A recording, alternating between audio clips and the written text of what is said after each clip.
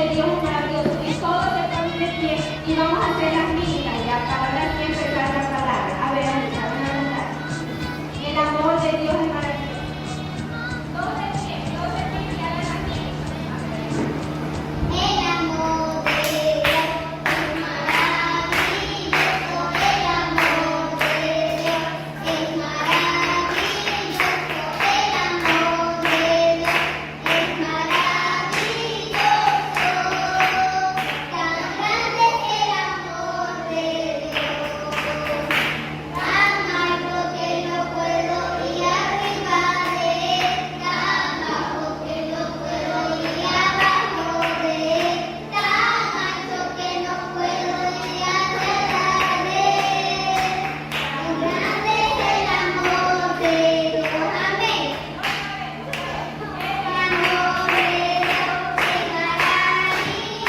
El amor de Dios es maravilloso. El amor de Dios es maravilloso.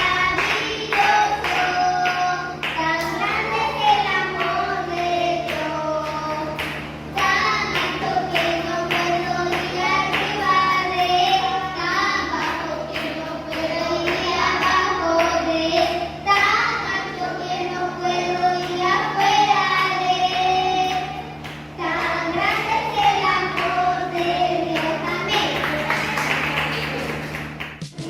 Yo les voy a hablar de la palabra del Señor y presten atención porque yo les voy a hacer preguntas a ustedes, ¿ya? ¿Sobre qué vamos a hablar hoy? Sobre el amor de Dios es maravilloso. ¿Ya? A ver, los que tienen Biblia, abran sus Biblias en el libro de Juan 3:16. Juan capítulo 3, versículo 16.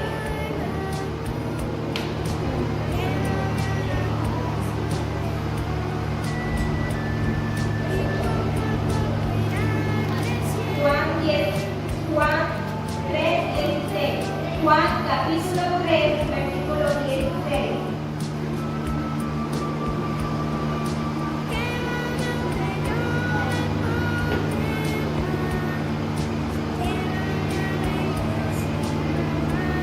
Ya, ¿cómo dice ahí en el título? ¿Cómo dice ahí en el título de Juan 3:16? Que dice, de tal manera amó Dios al mundo. Ya, veamos en el 16 y dice, porque de tal manera amó al mundo y ha dado a su Hijo unigénito para que todo aquel que en él crea no se pierda, mas tenga vida eterna.